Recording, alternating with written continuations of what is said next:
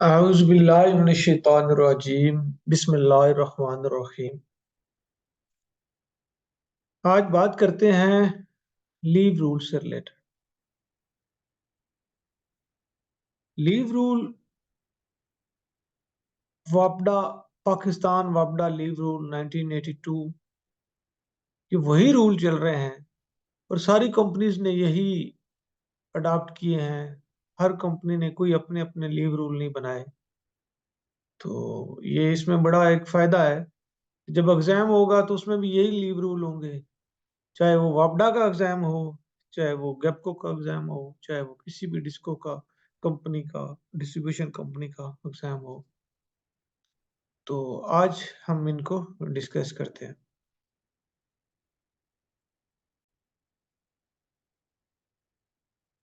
Y rules, rule क्यों बनाए जाते हैं? जिस तरह किसी मुल्क की बेस उसके कॉन्स्टिट्यूशन के ऊपर होती है, आइन के ऊपर होती है, इसी तरह किसी ऑर्गेनाइजेशन की बेस उसके रूल्स एंड रेगुलेशंस के ऊपर होती है। तरक्की याफ्ता कौमें, वहां पे कानून की पासदारी होती है। लोग, सारे लोगों के लिए रूल, कानून एक होता है। All are equal in the eye of law. कोई बड़ा छोटा नहीं होता। और वही मुआशरे तक तरक्की करते हैं।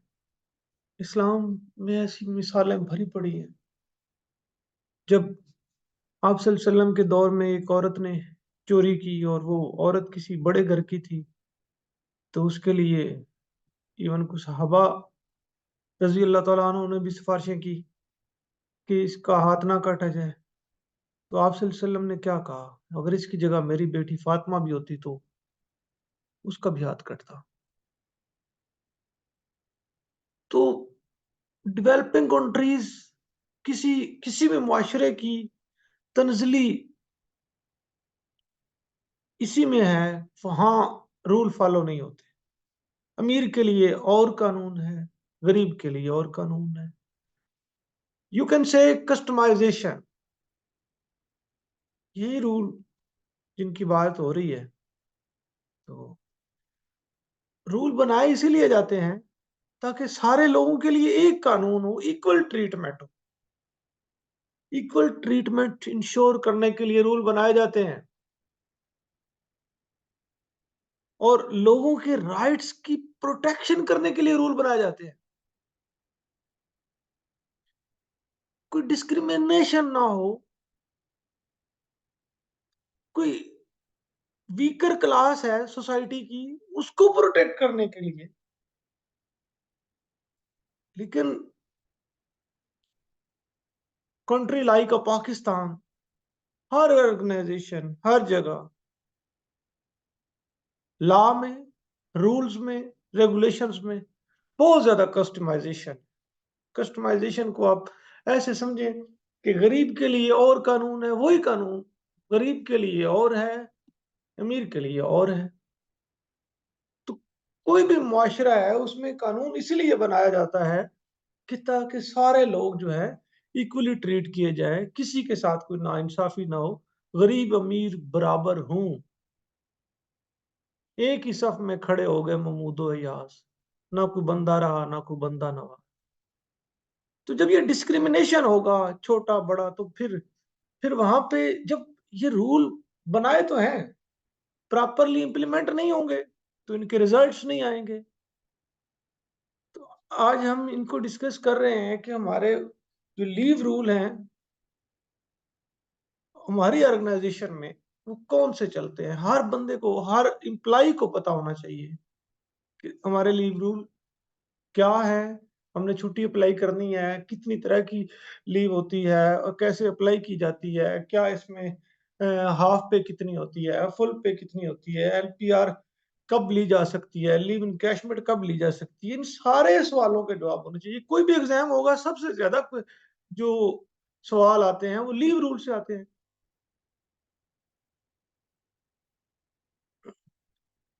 अच्छा, वापडा एक्ट 1958, उससे रिलेटेड सवाल आते हैं। उसके कितने चैप्टर है, एक ही एग्जाम में सवाल आया था, उसके चैप्टर कितने और उसके सेक्शन कितने, ये बड़ी दोनों चीजें जरूरी हैं। उसके 7 चैप्टर हैं और 30 सेक्शन है, 30।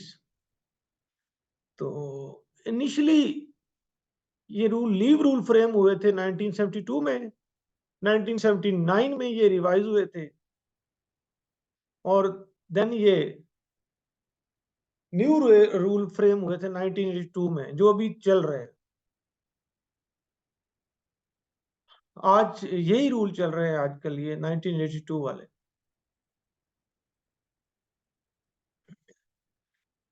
ये applicable to all regular employees, except किन लोगों पे अप्लाई नहीं होते, जो डेपुटेशनिस्ट होते हैं उन पे अप्लाई नहीं होते।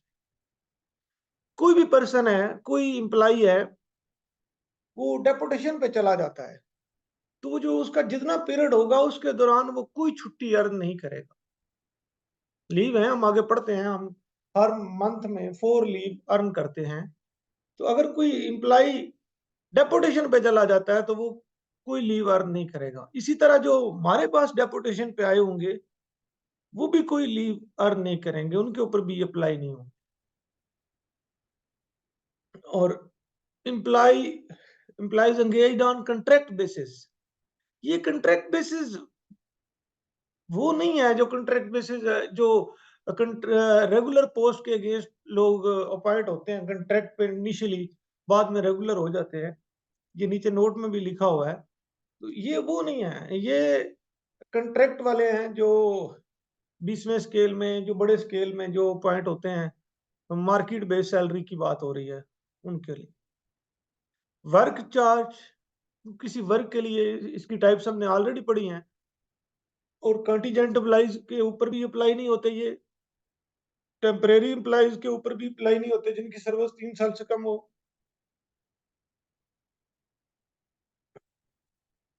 लीव, कोई भी एम्प्लॉय एज राइट क्लेम नहीं कर सकता कि ये लीव मेरा राइट है, मैंने लेनी है। नो,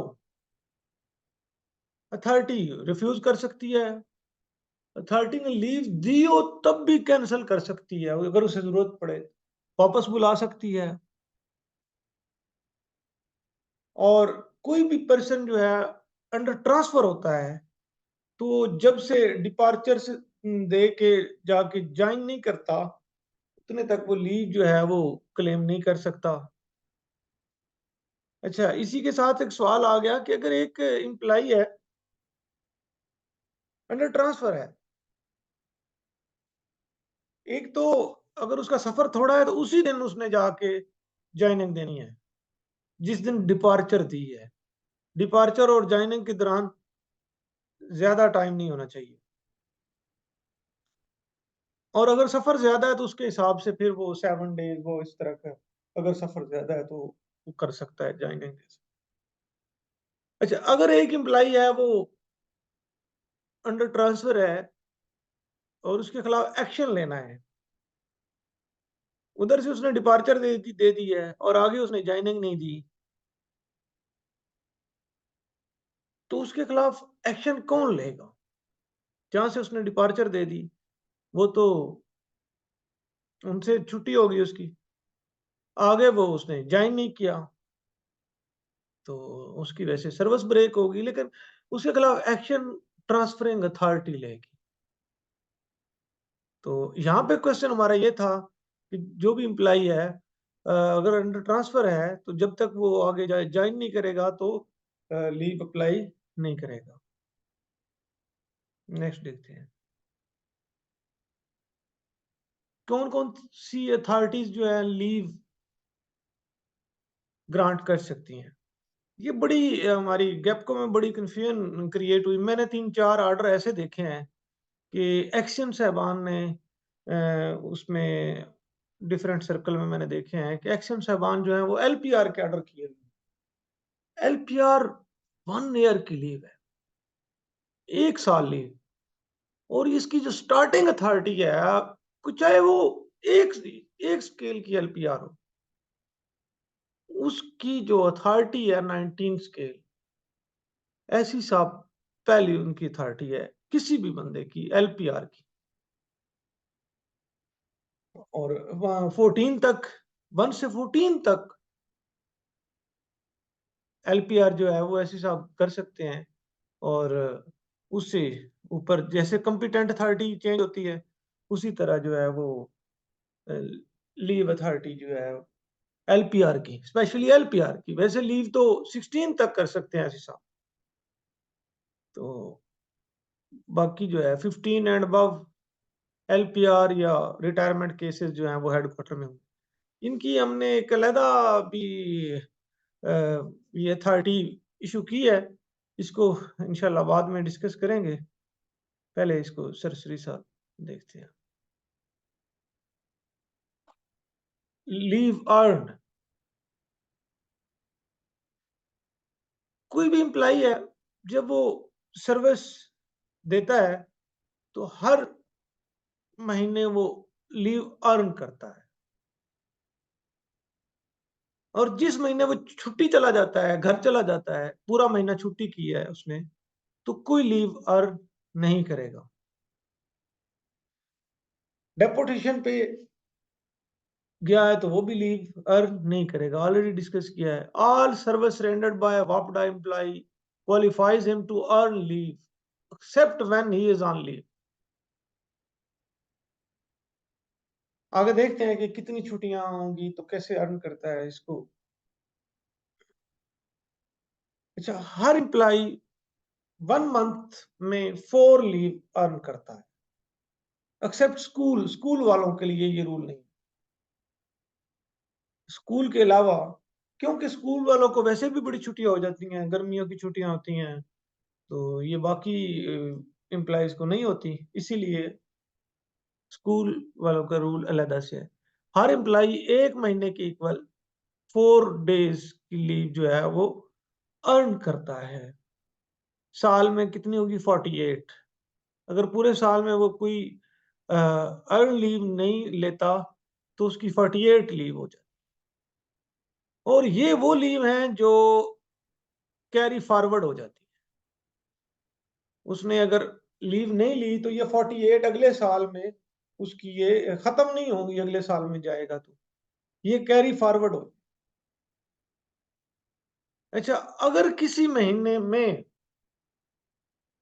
उसने 15 दिन से ज्यादा ड्यूटी की है, 16 दिन, मिनिमम 16 डेज उसने ड्यूटी की है, तो उसकी 4 की 4 छुट्टियां पूरी होंगी। अगर 16 डेज से कम उसने ड्यूटी की है, 15 डेज की है, 15 दिन की है, तो उसकी कोई छुट्टी नहीं होगी। उस महीना उसका सारा खाली चला जाए। ये रूल इस हिसाब से देखना है। एक बंदा है वो 1 महीने की 20 तारीख को जाता है और अगले महीने की 10 तारीख को वापस आ जाता है, 20 छुट्टियां लेता है, तो उसकी छुट्टी मुतासर ही नहीं होगी, दोनों महीनों की 4-4 छुट्टियां अर्न करेगा। हाँ, एक बंदा 10 तारीख को जाता है और आगे 30 तारीख को आता है तो उस महीने की चारों छुट्टियां उसकी खत्म हो जाएंगी, नहीं अर्न कर पाएगा। ये रूल।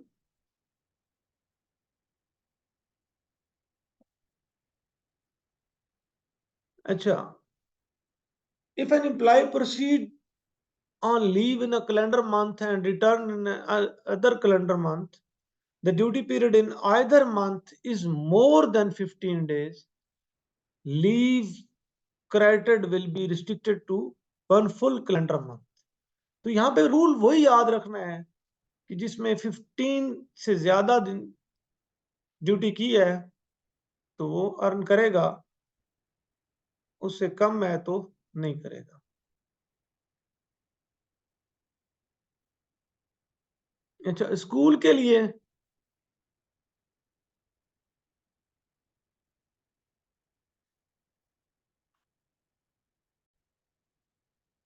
रूल चेंज है।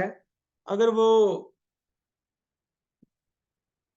जिस तरह दूसरा एम्प्लॉय जो है वो 4 डेज लीव अर्न करेगा, 1 मंथ के equal.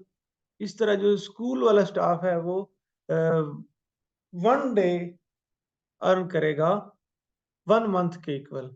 12 leaves earn leaves for 1 year. हाँ, अगर उन्हें फोर्स किया जाता है छुट्टियों में कि आप ड्यूटी करें, छुट्टियां अवेल नहीं करने दी जा रही, तो देन वो 4 डे पर मंथ की लीव अर्न करें। ये बहुत इंपॉर्टेंट कंसेप्ट है, इसके ऊपर बहुत ज्यादा डिस्कशन है। तो जो तलब है इसको डिस्कस करते हैं। कोई भी एम्प्लॉई लीव लेता है 1 साल की, 2 साल की, जैसे भी जिस तरह अलाउ है, तो अर्न लीव लेता है, तो वो फुल पे 120 डेज लीव ऑन फुल पे इसका टॉपिक है। मैक्सिमम एट अ टाइम, एक टाइम में कितनी लीव फुल पे अलाउ है। तो अर्न लीव है तो 120 डेज विद मेडिकल सर्टिफिकेट। अगर वो मेडिकल की लीव लेता है then 180 days on medical certificate from leave account in entire service 365 days. इसको डिटेल से डिस्कस करते हैं। Note 1 and 2 are independent of each other. 120 days earned leave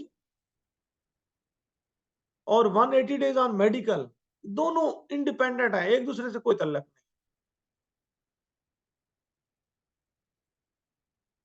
3 can be granted in addition to, ये जो 365 days हैं, ये 180 के अलावा ग्रांट की जा सकती, यानी ये 1.5 साल बन जाता है।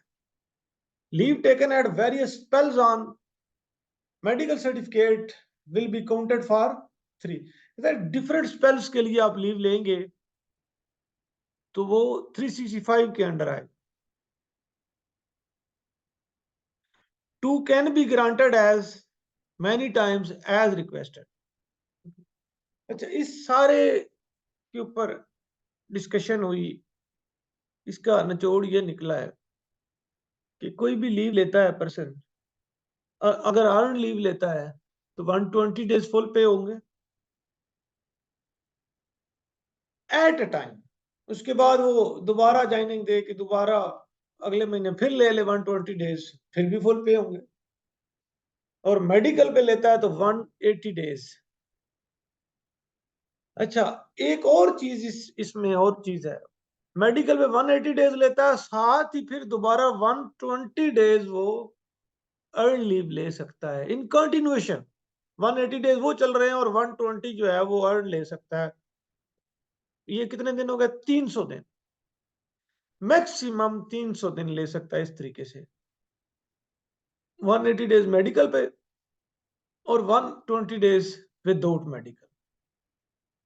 अगर एक ही बंदा है, उसने कोई इतना ज्यादा बीमार रहा है, तो वो 1.5 साल पूरा जो है वो मेडिकल लीव उसकी है, तो उसकी 180 डेज मेडिकल पे होगी, साथ उसके मैक्सिमम जो है वो 120 ऐड किया जा सकता है। 300 दिन तक फुल पे होगी, बाकी उसकी हाफ पे होगी।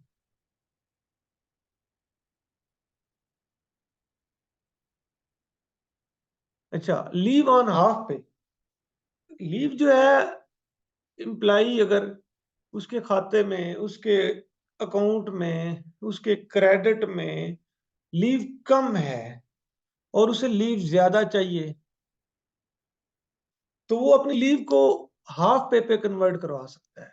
वो एप्लीकेशन देगा कि मेरी लीव जो है वो लीव हाफ पे कन्वर्ट करें, तो वो वन वन डे जो है उसके इक्वल उसे 2 डे की छुट्टी मिलेगी, और जो उसके डेबिट होगी वो 1 डे होगी। ओनली 1 डे डेबिट होगी और उसे एक के बदले 2 छुट्टियां मिलेंगी। फॉर एग्जाम्पल, उसने 150 डेज की, 150 दिन की छुट्टी ली हुई है और वो हाफ पे करवाता है। हाँ सॉरी, 120 डेज की छुट्टी ली हुई है, क्योंकि 150 में तो वैसे ही वो ऑफ हो जाएगी। 120 डेज की छुट्टी ली हुई है और उसे वो हाफ पे कन्वर्ट करता है, तो वो 240 240 दिन, 120 की 240 दिन बन जाएगी, और उसकी जो डेबिट होगी वो 120 दिन की होगी। इसके लिए ये कन्वर्ट तब होगा जब वो एम्प्लॉय खुद रिक्वेस्ट देगा। और इस मामले में जो मैक्सिमम लीव है वो 5 year at a time can be granted subject to the availability in leave account. और जब वो उसके लीव अकाउंट में अवेलेबल होगी तो देन वो जो है वो 5 ईयर्स की लीव अवेल करनी है उसने, तो 2.5 साल उसकी लीव जो है वो अवेलेबल होगी खाते में, 2 साल 6 माह, तो तब वो अवेल कर सकता है 5 साल। लेकिन नीचे ये भी लिखा हुआ है कि 5 साल तो सवाल ही नहीं बनता, रिस्ट्रिक्ट किया हुआ है अथॉरिटीज को कि 1 ईयर से के अलावा किसी को ज्यादा छुट्टी ना दी जाए, सिवाय स्टडी लीव के या मेडिकल लीव के। जी, नेक्स्ट देखते हैं।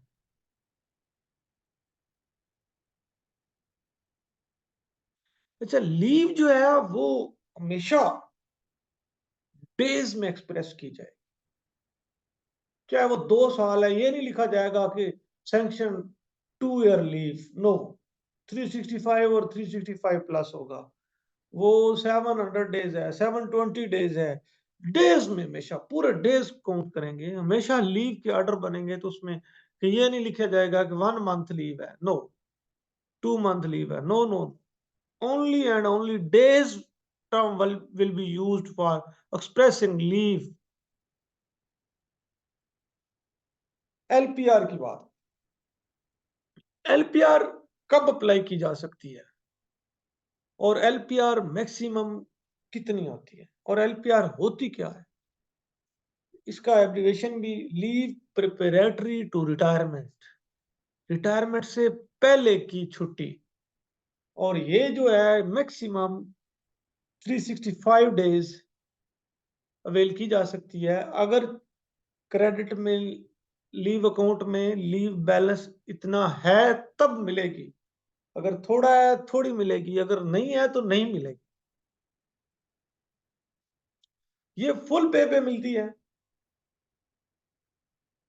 इसे आप दी जा सकती है, अगर कम है तो हाफ पे भी कन्वर्ट करवाई जा सकती है, इसी तरह हो सकता है, लेकिन ये फुल पे होती है। LPR, leave preparatory to retirement, इसके लिए 25 ईयर सर्विस होना जरूरी है, एटलीस्ट 25 ईयर सर्विस है तो एलपीआर अप्लाई की जा सकती है। Encashment of LPR, leave encashment इसको बोलते हैं। लीव इनकैशमेंट और एलपीआर दोनों का मतलब समझना बड़ा जरूरी है। लीव, एलपीआर तो है कि आप 1 साल पहले छुट्टी चले जाते हैं, घर चले जाते हैं और आपको सैलरी मिलती रहती है, सिवाय कन्वेंस अलाउंस के या जॉब अलाउंस के अलावा, बाकी आपको फुल सैलरी घर बैठे मिलती है। और इनकैशमेंट जो है, जिस तरह एलपीआर का बोला था 25 ईयर के बाद अप्लाई हो सकती है, इसी तरह इनकैशमेंट जो है ये इसके लिए एलिजिबल होता है 31 ईयर सर्विस हो, 31 ईयर सर्विस हो तो इनकैशमेंट ले सकता है 1 साल की। तो एक बात इसमें आपने याद रखनी है कि जो वापडा है उसकी बुक्स में 30 ईयर्स लिखा हुआ है, और जो गैपको की बुक है उसमें 31 ईयर लिखा हुआ है। इसका मतलब ये है कि जब इन किसी भी एम्प्लॉय की सर्विस 31 साल हो जाती है तो वो 31वां साल जो है उसकी इनकैशमेंट ले सकता है। इनकैशमेंट और एलपीआर में फर्क क्या है वो डिस्कस करते हैं। जो इनकैशमेंट है, अच्छा, ये दोनों का अगर अप्लाई करना है तो 3 महीने पहले, अगर एलपीआर पे किसी ने जाना है तो उसने एलपीआर स्टार्ट होने से 3 महीने पहले, यानी रिटायरमेंट की डेट से 15 महीने पहले उसने अप्लाई करना है। अगर वो अप्लाई नहीं करता तो ये अज्यूम किया जाएगा कि उसने इनकैशमेंट ही लेनी है। अगर कोई पर्सन अप्लाई नहीं करता, ये 3 महीने गुज़र गए हैं, उसने अप्लाई नहीं किया, तो इसका मतलब ये अज़्यूम करेगा डिपार्टमेंट कि उसने इनकैशमेंट लेनी। इनकैशमेंट में ये होगा कि वो एक तो वो साथ-साथ अपनी 12 महीने काम करेगा और फुल सैलरी लेगा, साथ उसे 12 बेसिक्स पे मिलेंगी। 12 बेसिक्स पे एज़ पर रूल वो पर मंथ भी ले सकता है या 6 महीने के बाद भी, लेकिन हमारे यहाँ जो प्रैक्टिस चल रही है वो अ, 12 बेसिक्स इकट्ठी बेसिक्स मिलती हैं। अच्छा, ये रिफ्यूज़ भी की जा सकती है अथॉरिटी की तरफ से।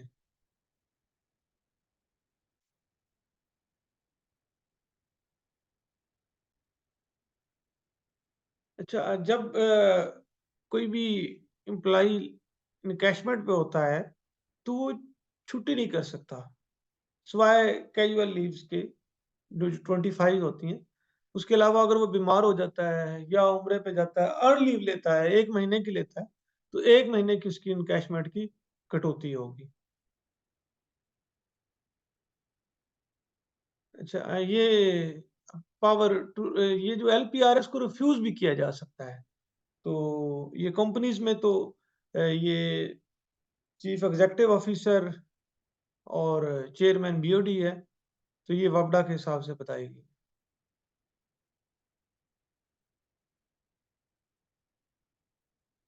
रिक्रिएशन लीव, रिक्रिएशन लीव जो है, इसे R and R rest and recreation भी बोलते हैं, इसे आर एंड आर लीव भी बोलते हैं। तो ये कैजुअल लीव अगर आपकी 10 डेज़ का बैलेंस है आपके अकाउंट में, तो आपको 15 डेज़ मिलेंगी। और उसी का यानी अर्न लीव के अगेंस्ट, अगर आपका बैलेंस नहीं है तो आप अर्न लीव के अगेंस्ट भी इसे ले सकते हैं। 15 days against 10 days leave on full पे मिलेगी। तो ये टीचिंग स्टाफ को एडमिसिबल नहीं है, बाकी एम्प्लॉइज के लिए एडमिसिबल है। लेकिन हमारे यहाँ ये प्रैक्टिस नहीं है, रेस्ट एंड रिक्रिएशन लीव बहुत कम दी जाती है। छोटे एम्प्लॉइज के लिए दी जाती है, तो ऑफिसर्स के लिए तो मैंने आज तक नहीं देखी 7 साल की सर्विस में कहीं कोई ऑर्डर हुए हो R and R leave. Banking sector में ये बड़ी ज़रूरी होती हैं, ज़बरदस्ती घर भेजते हैं, छुट्टियों पे भेजते हैं, ताकि जो है वो एक तो वो रेस्ट करे और दूसरा ये है कि अगर कोई ऐसा हो, उसने कोई अपने गिर्द कोई ऐसा ना हो, फ्रॉड को की रोकथाम के लिए भी ये चीज़ें ज़रूरी होती हैं। उसकी जगह पे जब कोई और बंदा अपॉइंट करते हैं, ड्यूटी करता है, तो उसको पता चलता है कि इसके क्या-क्या मामलात थे। इसीलिए बैंकिंग में ये बड़ा ज़रूरी होता है, भेजते हैं।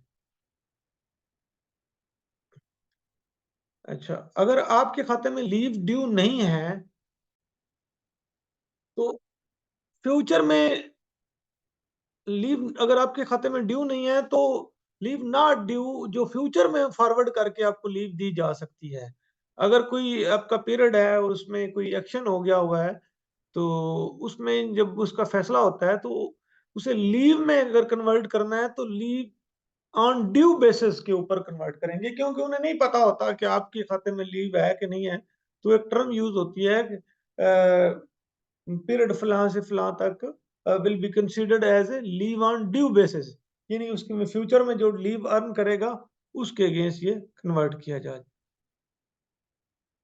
स्पेशल लीव ये वो लीव होती है जो क्रेडिट डेबिट नहीं होती, अवेल करने से खाते में डेबिट नहीं होती।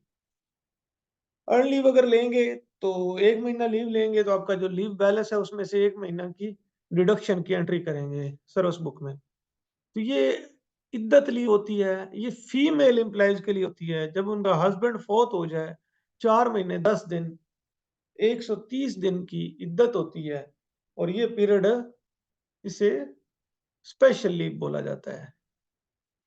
और ये डेथ से स्टार्ट होता है, और 4 महीने 10 दिन फीमेल ने घर रहना होता है, तो ये लीव होती है, और ये उसके खाते में से डेबिट नहीं होगी।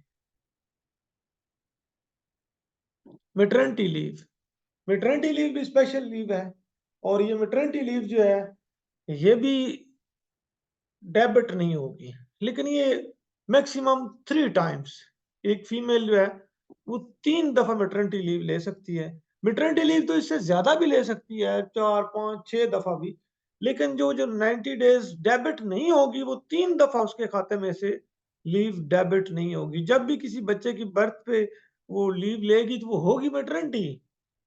लेकिन जब उसने 3 दफा से ज्यादा लेगी तो फिर वो उसे डेबिट करेंगे उसके खाते में से। मैक्सिमम जो है वो ये 90 डेज की होती है मैटरनिटी लीव। ये दोनों स्पेशल लीव में आती हैं, एक इद्दत लीव और एक मैटरनिटी लीव।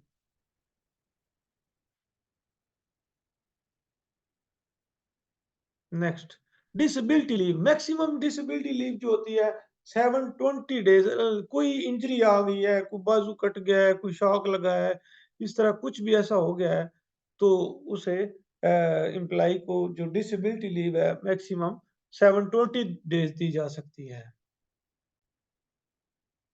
अच्छा, ये जो डिसेबिलिटी लीव होगी, इसमें भी ये एक मेडिकल टाइप लीव होगी। तो इसमें उसकी जो 180 डेज हैं वो फुल पे होंगे, और उसके बाद जो है वो उसकी हाफ पे होगी। Extra ordinary leave, leave without pay, ये इसमें पे नहीं होती। ये सर्विस समझे ब्रेक हो जाती है। जिस तरह हमने क्वालिफाइंग सर्विस पढ़ा था, तो क्वालिफाइंग सर्विस में वो सर्विस आती है जिसमें एक्स्ट्रा ऑर्डिनरी लीव ना हो। अगर सर्विस के दौरान अगर किसी की 26 साल सर्विस है और 1 साल उसकी ईओएल है, एक्स्ट्रा ऑर्डिनरी लीव है, तो वो उसकी 25 काउंट होगी। उसकी जो क्वालिफाइंग सर्विस है वो 26 नहीं होगी, 25 होगी। तो ये इसको देखते हैं। जब किसी एम्प्लॉय की लीव और अर्न लीव नहीं है, तो एक्स्ट्रा ऑर्डिनरी वो लीव अवेल करेगा। वो खुद अपनी रिक्वेस्ट पे अगर करता है, तो अगर उसकी सर्विस 10 साल से ज्यादा है तो उसे मैक्सिमम 2 साल दी जा सकती है। अगर 10 साल से कम है तो फिर उसे 1 साल तक ज्यादा से ज्यादा। Should not exceed 3 month for employees having less than 3 years.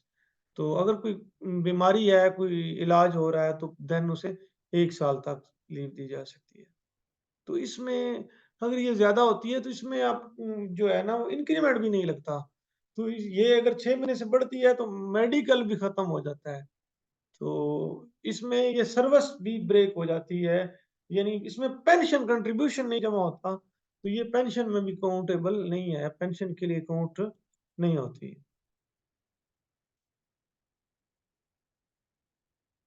अच्छा, अगर इन सर्विस डेथ हो जाए तो 365 डेज की लीव इनकैशमेंट दी जाती है। इसमें नहीं देखा जाता कि अगर डेथ हो जाए, ये रूल बाद में अभी जो प्रैक्टिस में चीज़ें चल रही हैं कि उसकी लीव अवेलेबल। हाँ, ये चीज़ ज़रूर देखी जाती है कि उसके खाते में लीव है कि नहीं है। Lump sum payment of 365 days to family if leave is available at the credit. अगर क्रेडिट में है देन पे की जाएगी, क्रेडिट में नहीं है ये रूल अप्लाई होगा दोनों जगह पे भी, चाहे वो फौत हुआ है तो चाहे वैसे जो उसने लीव इनकैशमेंट ली है, दोनों जगह पे ये रूल देखा जाएगा कि उसके खाते में आया कि लीव बैलेंस में है कि नहीं है।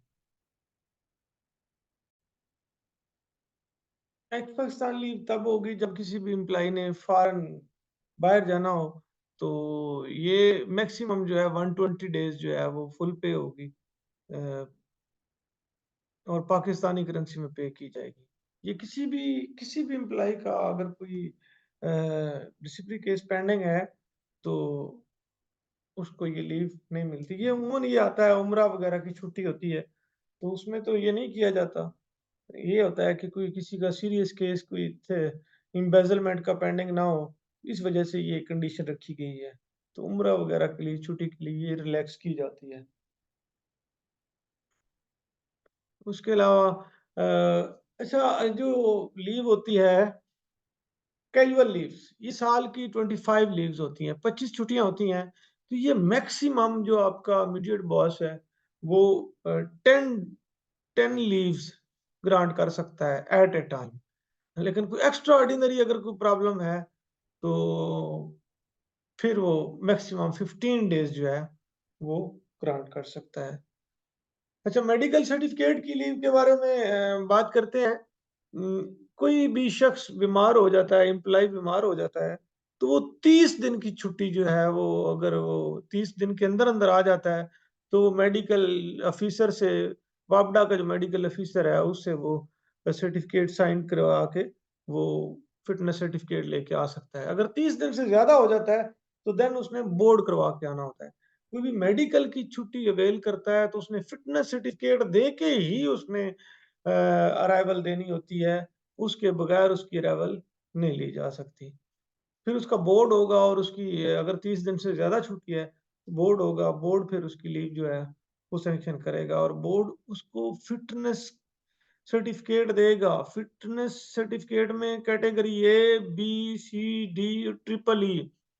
अगर कोई एम्प्लॉयी जो है वो टोटली फिट है, जब भी कोई न्यू रिक्रूटमेंट होती है तो कैटेगरी ए का मेडिकल होता है और कैटेगरी बी उससे लाइट ड्यूटी कर सकता है, ये फील्ड की हैवी ड्यूटी नहीं कर सकता। सी इसी तरह ट्रिपल ई जो है ये अनफिट फॉर ऑल सर्विसेज। अगर ट्रिपल ई डॉक्टर अलॉट कर देते हैं तो वो फिर रिटायर्ड हो जाता है ऑन मेडिकल ग्राउंड के ऊपर। कोई भी पर्सन मेडिकल ग्राउंड के ऊपर रिटायर्ड होता है तो उसकी मेडिकल कैटेगरी उसे ट्रिपल ई अलॉट की जाती है और जो पहले दिन रिक्रूट होके आता है तो उसके लिए मेडिकल कैटेगरी ए कैटेगरी का मेडिकल होना चाहिए।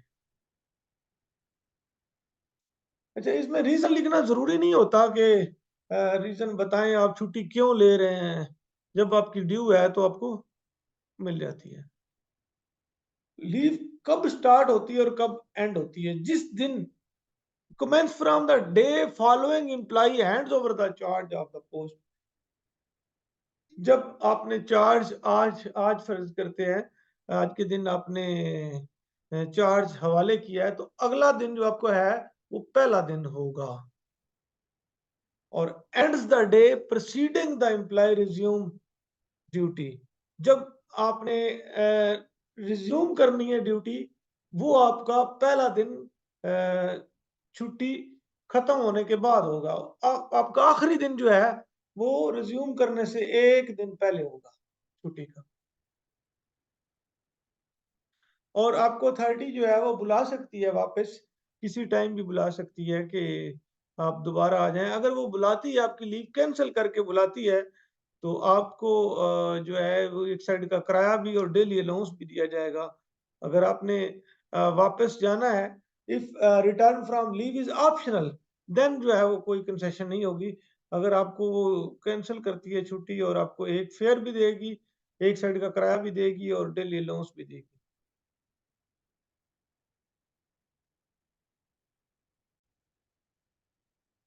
किसी एम्प्लॉयी की अगर छुट्टी खत्म हो जाती है और वो ओवरस्टे करता है, वो मतलब है वो 30 दिन की छुट्टी थी और वो 1 महीना 5 दिन गुज़ार के आया है, वो 35 दिन गुज़ार के आया है। तो वो जो 5 दिन है, एक तो उसके खिलाफ डिसिप्लिनरी एक्शन इनिशिएट होगा। वो जो 5 दिन है, वो उसका 5 की बजाय 10 दिन की उसके खाते में लीव अकाउंट में लीव डेबिट करेंगे। यानी डबल, एक double the period of absence be debited to leave account और दूसरा डिसिप्लिनरी एक्शन उसके खिलाफ लिया जाएगा।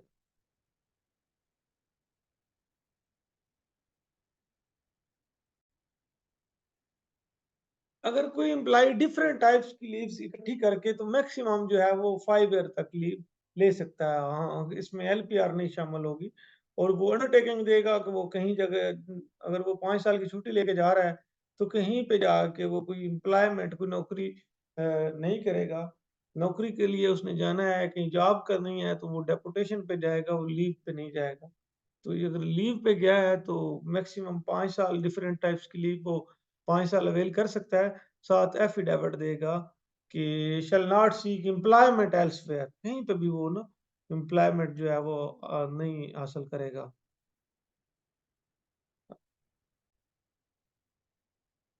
अच्छा, अगर कोई किसी कैडर को अबॉलिश किया जाता है, उसकी पोस्ट को अबॉलिश कर दिया गया, पोस्ट ही खत्म कर दी गई है, तो उसके जितने भी क्रेडिट में लीव्स होंगी, वो उसे मिलेंगी।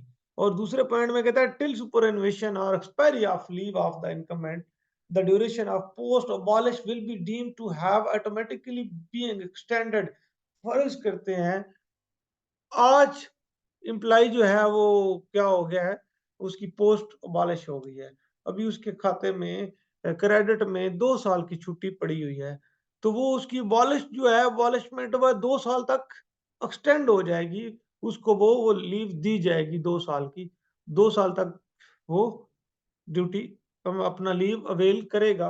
उस टाइम 2 साल के बाद उसकी जो पोस्ट है अबॉलिश तस्वर की जाएगी, ऑटोमेटिकली बीइंग एक्सटेंडेड। वहां तक वो एक्सटेंड हो जाएगी जितना उसका लीव बैलेंस होगा उसके अकाउंट में। अच्छा, कोई भी गेस्टेड जब सैटरडे संडे आता है तो उसमें बगैर अपने इमीडिएट सुपीरियर ऑफिसर की परमिशन के कोई भी एम्प्लॉय हेडक्वार्टर नहीं छोड़ सकता।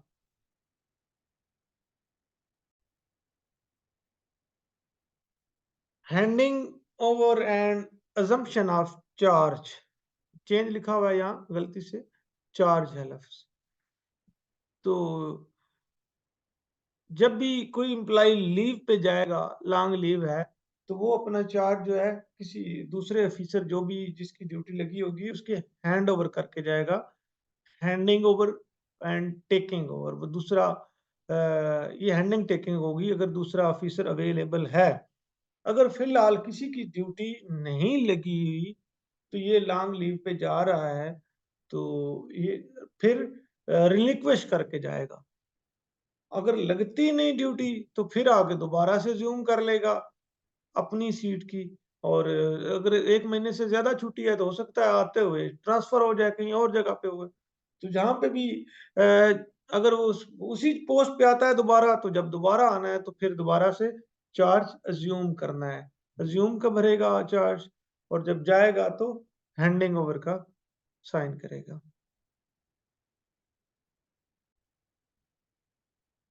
अच्छा, अकाउंट ऑफिस जो है वो लीव के अकाउंट को मेंटेन किया करता है। हमारे यहाँ डिवीजन जो है, डिवीजन के अंदर सर्विस बुक्स होती हैं। सर्विस बुक के अंदर एक लॉन्ग पेज होता है, उसके अंदर लीव का हिसाब होता है। जब भी कोई एम्प्लॉय लीव अवेल करता है तो उसके बाद उसकी एंट्री की जाती है। उसके खाते में से इतने लीव डिडक्ट करके उसका बैलेंस मेंटेन किया जाता है। ये तो है ऑफिशियल के लिए। तो जो ऑफिसर है उनका जो सारा अकाउंट है वो मेंटेन करते हैं हेड ऑफिस में। अकाउंट सेक्शन जो है वो मेंटेन करता है। और जो ऑफिशियल है उनका जो है वो डिवीजन में सर्विस बुक के ऊपर ऑफिसर की सैलरी स्लिप होती है, ऑफिशियल की सर्विस बुक होती है। ऑफिशियल का सर्विस बुक के ऊपर होता है रिकॉर्ड मेंटेन, और ऑफिसर का account of LAC leave admissibility certificate लेके देना होता है, तब लीव मिलती है कि आपके खाते में कितनी लीव है, कितनी लीव बैलेंस है वो। और ये हेडक्वार्टर ऑफिसर का मेंटेन करता है।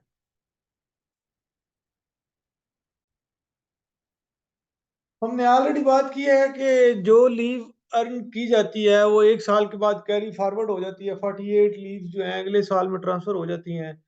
तो जब भी जितनी भी लीव बैलेंस हों, एक कोई भी पर्सन है वो क्विट कर देता है, जॉब छोड़ देता है, लीव टू लैप्स, तो उसकी लीव लैप्स कर जाती हैं, खत्म हो जाती हैं।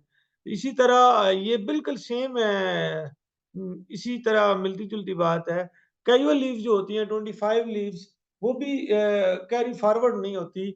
अगर किसी ने वो साल के अंदर जो है 25 लीव अवेल की हैं, 25 नहीं की, कुछ रहती थी, तो वो अगले साल में खत्म हो जाएँगी। अगले साल में कैरी फॉरवर्ड नहीं होंगी, वो इसी साल में खत्म हो जाएँगी। अ, सारी लीव जो हैं वो इंक्रीमेंट के लिए काउंट होती हैं सिवाय ईयूएल के, एक्स्ट्रा ऑर्डिनरी लीव के। लीव विदाउट पे, अगर ये लीव है तो फिर इंक्रीमेंट के लिए ये काउंटेबल नहीं है। कोई भी किसी भी साल इंक्रीमेंट लगने के लिए उस साल में 6 महीने सर्विस होना ज़रूरी होता है। तो जब भी कोई एम्प्लॉयी है वो अगर वो न्यू अपॉइंट हुआ है तो वो 31 मई को अपॉइंट हो गया है, 31 मई से पहले-पहले या 31 मई तक, तो वो उसका इंक्रीमेंट लगेगा 1 दिसंबर वाला। अगर उसके बाद में वो अपॉइंट हुआ है तो फिर नहीं लगेगा। ये हमने लीव को डिस्कस किया है सर सरीसा। इसमें स्टडी लीव को हमने नहीं डिस्कस किया। स्टडी के लिए अगर एमएससी या एमफिल या पीएचडी के लिए अगर कोई भी एम्प्लॉय बाहर जाता है, तो वो जो लीव मिलती है, तो उसके बदले में उसने एफिडेविट दे के जाना होता है कि वो आके दोबारा आके सर्व करेगा। अगर वो सर्व नहीं करता, तो वो एक अमाउंट है 5 लाख और समथिंग जो है, वो उसको पे करना पड़ेगी। Thank you so much. अस्सलाम वालेकुम। अल्लाह हाफ़िज़।